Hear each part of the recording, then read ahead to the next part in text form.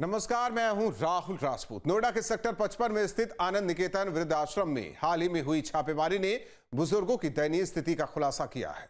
यहां करीब 40 बुजुर्ग बेहद खराब हालत में पाए गए। कई बुजुर्गों के हाथ पांव बंधे हुए थे, कुछ के पास कपड़े तक नहीं थे। एक मुश्त 2.5 लाख और हर महीने 6,000 रुपए एक बुजुर्ग से लेने के बाद उनके साथ ऐसी बदसलूकी हैरान करने वाली है। एक महिला जो खुद को नर्स बता रही थी, केवल 12वीं पास निकली। राज्य महिला आयोग, नोएडा पुलिस की कार्रवाई के बाद पूरी सच्चाई सामने आई।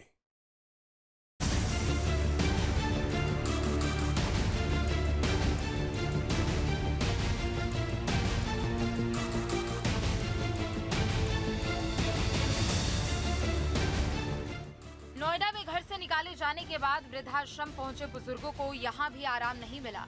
यहां इनके साथ ऐसा अमानवीय व्यवहार होगा, इन्होंने क्या किसी और ने भी सोचा नहीं होगा।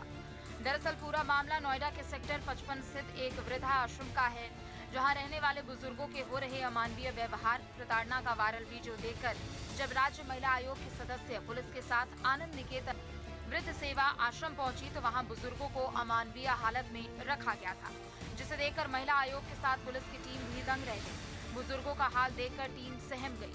ना ढंग से रहने और ना ही खाने की व्यवस्था की गई थी। पुरुष तहखाने जैसे कमरों में बंद थे। एक बुजुर्ग महिला को बांध कर रखा गया था। देखकर ऐसा लग रहा था कि उनका जीवन नर्क से भी बदतर हो गया। यहाँ एक वृद्ध महिला को हाथ पैर बांधे हुए हालत में पाया गया और साथ ही पूरे आश्रम में दूसरे और कई बुजुर्ग भी बिना कपड़ों के गंदे बिस्तरों पर थे। जांच टीम ने आश्रम की स्थिति को गंभीर मानते हुए रिपोर्ट तैयार की है। रिसेप्शन पे बैठते हैं। रिसेप्शन पे बैठते हैं। तो कल जो टीम आई थी, क्या कहा, कितनी देर तक वो लोग रहे? पूरे में कितने 2 घंटे के आसपास रहे थे। तो उन्होंने जो है ये भी कहा है इनके हाथ पैर बंधे हुए थे। कितनी सच्चाई है? नहीं, कल तो वो भी नहीं थी। वो तो बहुत पहले की बात है, मेरे को 8-10 दिन पहले जब ये ज़्यादा तंग कर रही थी तो वो आया कि गलती कही है जो वो इसको हाथ पैर बांध दी। लेकिन क्या करती, वो भी अपना वो देखी जो भाई बार बार तंग कर रही हैं, तो इसीलिए थोड़ा कोशिश में इनके कोई रिश्तेदार आए, वो कोई वीडियो बनाए, वही वीडियो शायद वो कहीं कुछ एक बुजुर्ग भी हैं, वो बेड पर बैठे हुए हैं, कपड़े नहीं हैं, उनको देखा जा रहा है। उनकी क्या कहानी है? उनकी भी शायद मानसिक अवस्था बिल्कुल ख़राब है।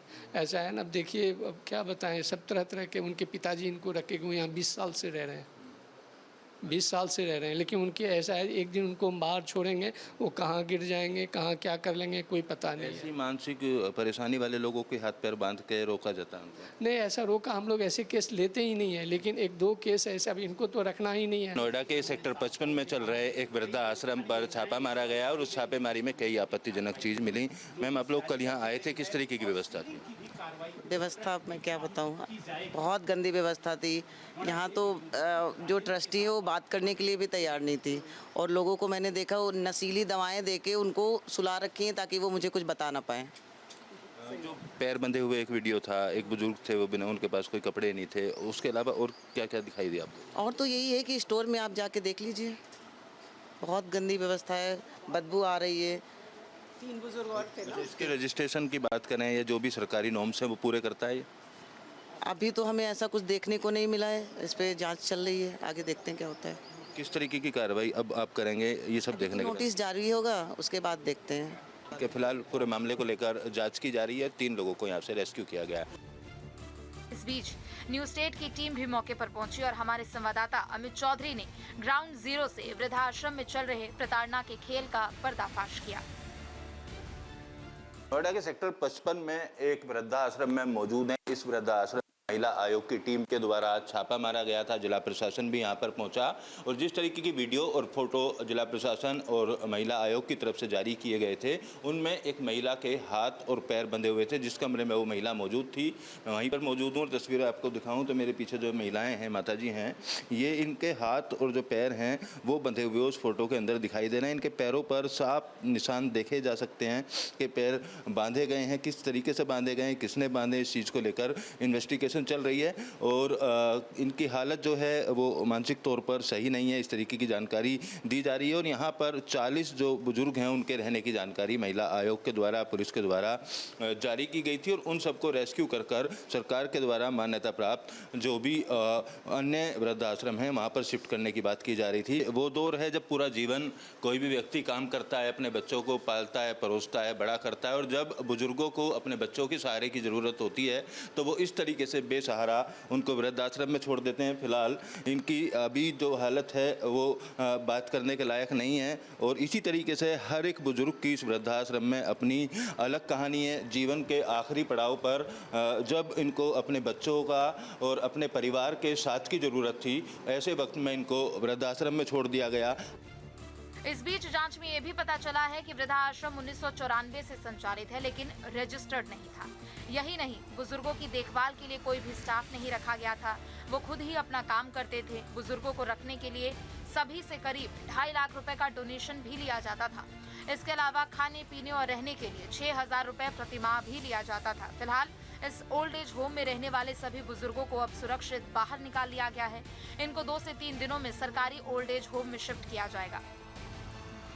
ये तो अभी भी हम लोग इनको ट्रायल पीरियड पे हम देख रहे थे, जो देखते हैं यदि हम लोग इनको रख पाए कि न रख, लेकिन 2-3 दिन में ही पता चल गया।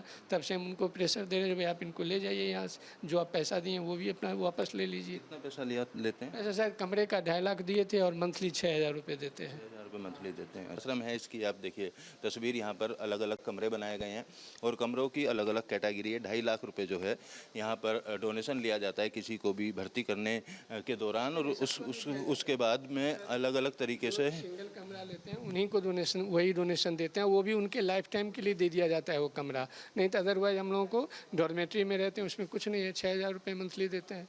2-4 जने ऐसे भी हैं। जो लोग 6,000 रुपये देते हैं उनको क्या सुविधा मिलती सब है? यही सेम सुविधा है सबके लिए बराबर। सब कमरा मतलब एक में कई लोग होते हैं? डॉर्मेट्री होते हैं, 3 जने होते हैं। मैनेजमेंट में कमी है।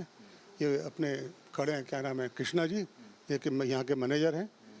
इनके मुंह भी कहा कि मैनेजमेंट में कमी है, ठीक कर दो, आश्रम स्वर्ग हो जाएगा। किस तरीके की खामियां आपको लगती हैं?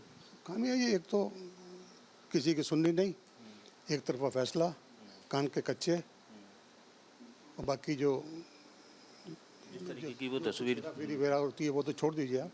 मैं तो आश्रम की बात करता हूँ। जो अंदर रहने वाला है उनका ख्याल कर लो, उनका ख्याल कर लो। 2-4 बार कुछ एक्सपायर्ड माल सामने आ गया खिलाने के लिए, हमने टोक दिया तो बोला गया कि वो द हेल चाइनीज़ कि जो देखने वाला वो होता कौन है। ऐसी बातें सुनने में आती हैं। भाई यहाँ पे रहने वालों, अगर मैंने कुछ चीज़ पकड़ ली, जब मैंने दलिया पकड़ लिया, 1 साल पुराना दलिया बन रहा है, मैं कैसे, डेट निकल चुकी 1 ईयर, कैसे बन दूँ मैं कैसे बन दूँ? आप समझ सकते, कोई खाएगा? सब यहाँ बुजुर्ग हैं, किसी के पेट में दर्द हो जाए, किसी को कुछ हो जाए, सबकी हालत बिगड़ेगी।